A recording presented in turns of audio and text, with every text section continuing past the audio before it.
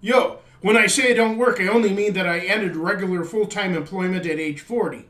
Since those like me who are on disability don't seem to need it, I'll explain. Though highly intelligent, I was born with physical problems and severe learning disability that got worse with time. I could only graduate high school via a special program for problem students. I didn't go to college since no college could accommodate my needs. From there, I worked many jobs, but could only secure very low paying jobs. Half the time, I couldn't even find work until my father stepped in for me. For example, one time my father gave my manager money for Christmas. One company hired me because my father's company was funding theirs. A boss from another company hired me because his child was enrolled at my father's daycare center. After my dad retired from full time work, he told some security companies that if they hired me, he would work for them part time in addition. After he would quit, they'd find an excuse to fire me. Then there were cases of mistreatment and discrimination. For instance, I was fired for supposedly attaching and raising the American flag upside down on the flagpole, which I would never do, while a recent Muslim immigrant from another shift had the same job and was likely to have done it. In another company, while standing on a very high ladder, another employee shook the ladder to scare me into thinking I might fall. And I have an especially hard time understanding foreign accents, which made it hard to communicate with Mexican and Indian employees, which made them angry at me. At the company I worked at the longest, fellow employees kept purposely blowing big farts, which I had to smell and breathe. When I shredded paper, office people mixed their garbage with the discarded paper. It had lots of used boogery Kleenex and old food, which small flies circled around. Once there was even a dead mouse.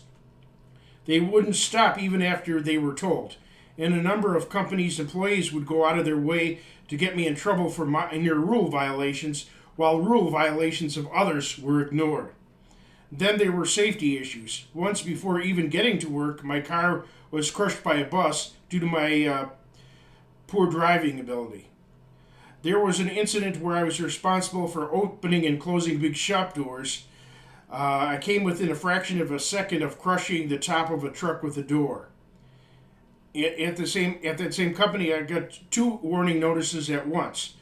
One for accidentally putting a 460 gauge rod into a 320 gauge compressor. The supervisor complained that the compressor could have spit out pieces of the rod like deadly bullets. Yet the company didn't care enough to make sure the machine had its proper 320 gauge head to make it impossible to insert a bigger rod. Instead, they substituted a bigger bore for the missing one, creating the likelihood of eventual error. My other warning was for correcting my mistake of taking the wrong rods out of the furnace when it was set on a different temperature to heat treat to different rods. The supervisor said that the hot rod came close to an electrical box, which would have caused an explosion and destroyed part of the company. Yet I never removed rods until I was taught that by a fellow employee. He'd also teased me by pulling out a 2,000-degree hot rod and chasing me with it. He was never caught or reprimanded. Years later, in a different department, I was taking caffeine pills to help cope with my 12-hour days of hard physical labor and no air conditioning. I accidentally overdosed, became extremely ill, and couldn't go to work the next day. This stressed others in my department. In his haste under the heavy workload, a fellow employee was wrestling with a heavy machine which fell on him, scalped him, and put him into a coma. While working security at another job, I found a splatter of blood. It was a freak accident where somebody collapsed right in the middle of a tiny staircase, which I couldn't find in time. Therefore, they tried to blame me for trying to murder someone, then fired me. At another company, I got the ends of two fingers crushed to a bloody pulp in a punch press, and this is why this finger is still how fat it is, and like that, in the middle. It was due to my mind wandering and also because the man who set up the machine didn't screw the guards down low enough. After I went to the hospital, they thought to blame me for lowering the guards to where they should be in order to avoid blame for the accident, although they realized that it would be impossible since I had to hold my crushed fingers together with my other hand the whole time to avoid having my fingers falling off and bleeding to death. They finally witnessed the setup man tampering with another machine and fired him. At yet another company, I was simply sorting washers, but I was reprimanded because I mixed two different washers together which looked identical, yet one had a different tolerance. The supervisor told me that I could have caused people's deaths if the washers with lower internal strength were used to hold a trailer together. And if that was true, why in the after they look identical? I mean, why would anybody make them look identical? Then there was the ongoing aggravation that my learning disability caused others.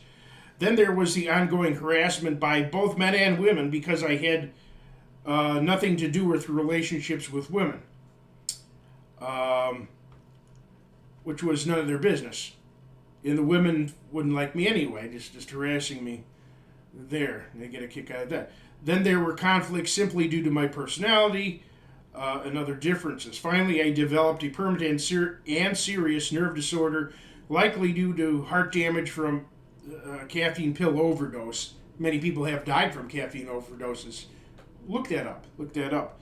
I get panic attacks, not many lately, but I was getting regular severe panic attacks, which are debilitating without emergency medication. Doesn't happen often now, but I have the emergency pill just in case. And my sleep is regularly disturbed regardless. I have no sleeping pattern. So for those who complain that I'm cheating the government, shut up!